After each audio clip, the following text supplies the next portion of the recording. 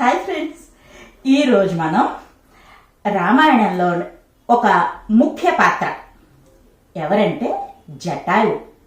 ఇతని గురించి సంక్షిప్తంగా తెలుసుకుందాము. స్నేహం, దీనికి ఆ విలువ తెలిసిన వాళ్ళు ప్రాణమైన ఇస్తారు. దానికి ఉదాహరణే ఈ జటాయువు యొక్క కథ. సీత, రాముడు, లక్ష్మణుడు అరణ్యవాసానికి 14 సంవత్సరాలు వెళ్ళారు కదా. ఆ క్రమంలో షెల్టర్ కోసం చూసుకుంటున్నారు వాళ్ళు. ఒకసారి అగస్త్య మహర్షిని సందర్శించి మళ్ళీ ప్రయాణం మొదలుపెట్టారు. దారిలో వాళ్ళకి ఒక పెద్ద గ్రద్ద కనబడింది. రాక్షసమాయలు చాలా చూసి ఉన్నారు అప్పటికే. అందుకే ఈ గ్రద్ద కూడా ఒక రాక్షసుడేమో అనుకున్నారు. వాళ్ళ ఆలోచన గమనించి ఆ గ్రద్ద వాళ్లతో మాట్లాడటం మొదలుపెట్టింది. నాయనలారా, నేను మీ తండ్రి దశరథ మహారాజు స్నేహితుణ్ణి. మేమిద్దరం మంచి మిత్రులం. నా పేరు జటాయువు.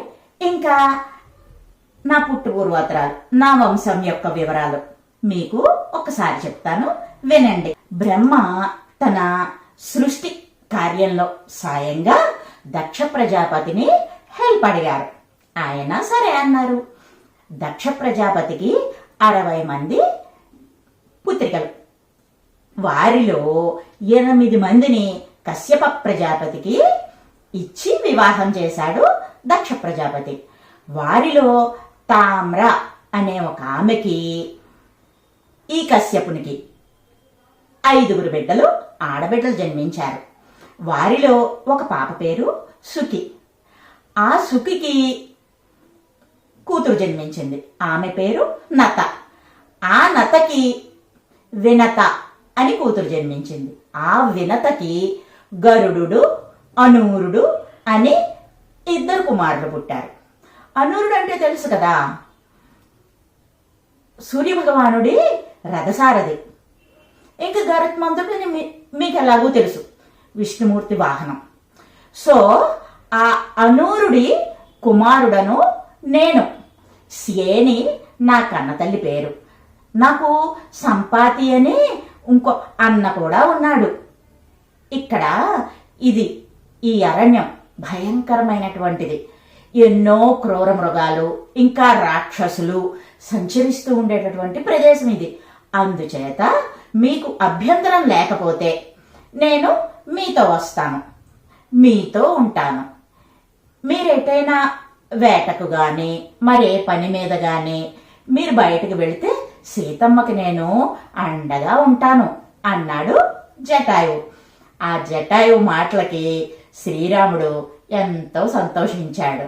అందులో తండ్రికి స్నేహితుడు కదా, అందుకని తనతో ఉండేందుకు అనుమతించాడు. ఇంకా మాయలేడి, బంగారు లేడి రామలక్ష్మణుల్ని దూరంగా తీసుకువెళ్ళిన సమయంలో రావణుడు వచ్చి సీతను అపహరించాడు. అంటే కిడ్నాప్ చేశాడన్నమాట. రావణుడు సీతాపహరణం చేసేటప్పుడు అమ్మను కాపాడేందుకు జటాయువు తీవ్రమైన యుద్ధం చేశాడు. రావణుడు జటాయువు యొక్క రెక్కలు 2 కత్తిరించేశాడు.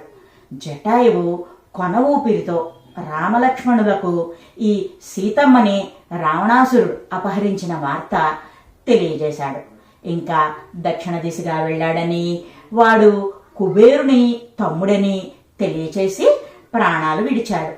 తన కోసం ప్రాణాలర్పించిన జటాయువుకు రామలక్ష్మణులు శాస్త్రోక్తంగా అంత్యక్రియలు జరిపి జటాయువుకు జలతర్పణాలు వదిలారు. మరి స్నేహానికి ప్రతిరూపం ఈ జటాయువు. ఇదర్రా కథ. మరి మరో మంచి వీడియోతో మళ్ళీ కలుద్దామా? Bye bye friends.